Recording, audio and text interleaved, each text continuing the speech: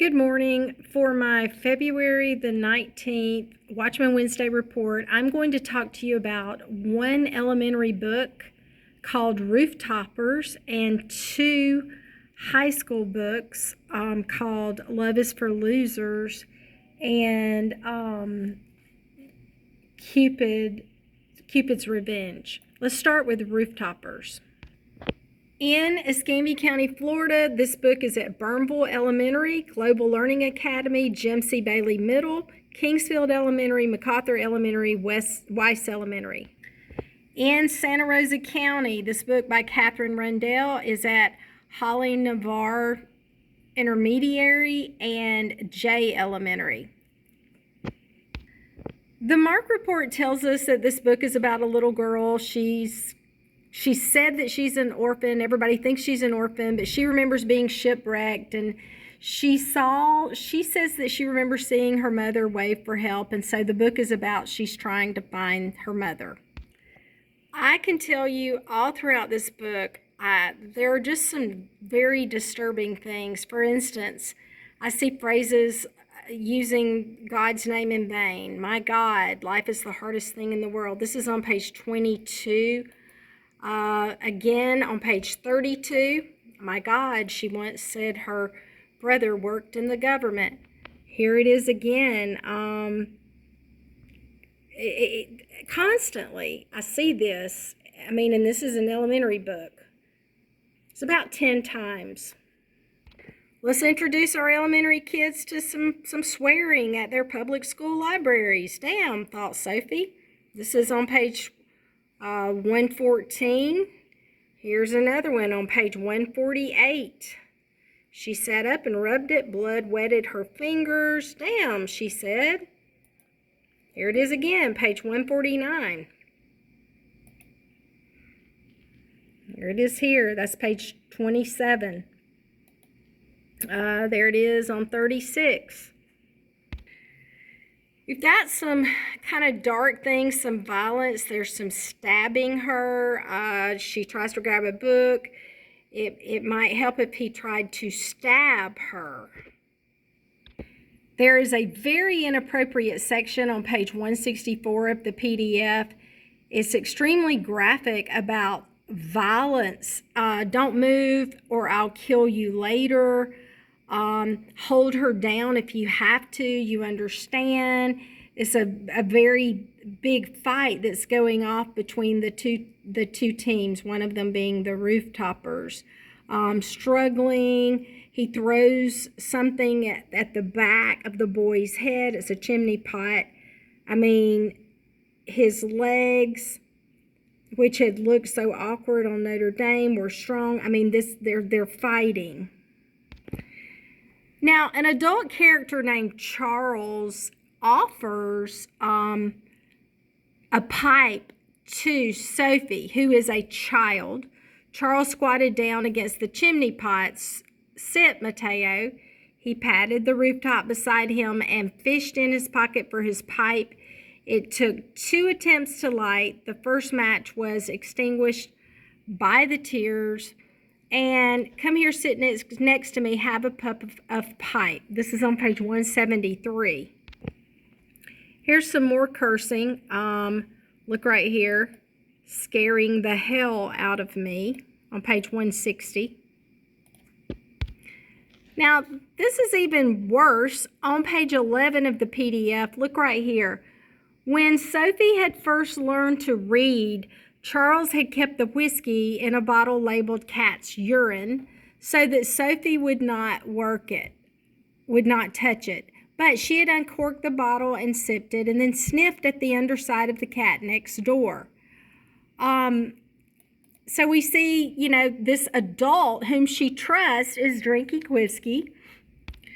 On page 30 of the PDF, he actually offers her the whiskey. Unbelievable. Sit down, have a little whiskey. This is the grown man offering this child the whiskey. Sophie is a little girl, a young child. This book just has a lot of darkness. Sophie sneaks out of the hotel where she lives and she goes up on the rooftop and Charles knows about it and lets her do it. She lies about it. He even says right here, I'm happy for you to have secrets. It's nothing illegal, or if it was, she thought, then it shouldn't be. Keep your secrets then, my darling. Everybody needs them. Secrets make you tough. I cannot even believe we are putting this in front of elementary children, this idea of keeping secrets like this, a grown-up telling a child to keep these secrets. There you go, parents. Again, it's called Rooftoppers. Okay, the next book I'm going to tell you about is a book by an author named Cupid-vb. It is called Love is for Losers. In Santa Rosa County, it is found at Pace High School. In Escambia County, this book is found at Workman Middle School. To see the entire report on these two books, just go to srcchallengebooks.com and click on link to challenge books, and you will see.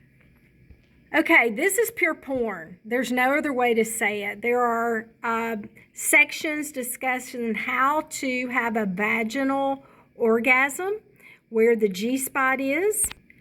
Page 13, a discussion of imagine having a sex orgy with your mother. That's page 13. On page 25 and 26, there's a discussion about wet, juicy, tonguey kissing. But then the next line, I swear she actually put her hand on his crotch. Sex, sex, sex. I needed to stroke a cat. Look at this line. How is talking about it any more embarrassing than actually having someone's penis in your vagina? This is page 78.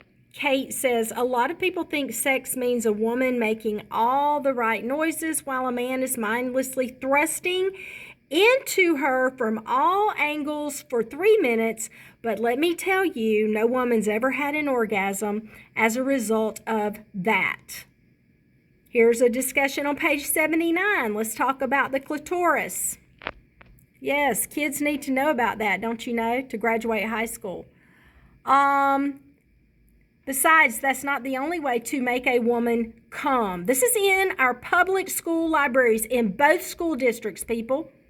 And furthermore, in Santa Rosa County, I want you to see that this was actually a 2024 book, 100% illegal. It was ordered after the edict from the State Department about the librarians, err with caution. Now, the one in Escambia County was published in 2020. Doesn't matter. Here's the discussion about the G-spot. That's on page 87. And how do you have a vaginal orgasm? You get the woman to lie down flat on her back and tilt her hips upwards. Did y'all know that? There you go. The second book is by the same author, this Cupid-vb, and it too is another 2024 book. And again, this book is at Pace High School. It is not found in Escambia County. Let me show you what's in it. This one's called Cupid's Revenge. This book, under the guise of trying to be funny about lesbian sex, this book tells us about their idea that the woman always comes first. How do you make the woman come? Men who don't know how to make a woman come and don't really care either, so everyone usually makes the woman come first. We have discussed, that was page 21.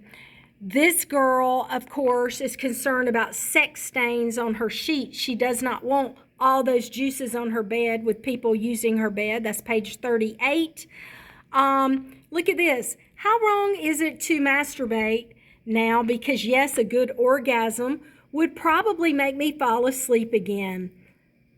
Page 52. I wonder if she masturbates there. This is talking about a girl who just walks into the church. The fact that his cock and balls were entirely visible through his tights. Giant penises, page 142. Look at this. I am imagining my face between her legs. Want to get rid of sexual tension, page 168. May I touch you? Oh, my word. Get completely naked. You think you're going to go down on someone, suddenly you find yourself down there scary. I tell you what, this is inexcusable. I do not know what else parents need to do. This is not acceptable. This is at Pace High School.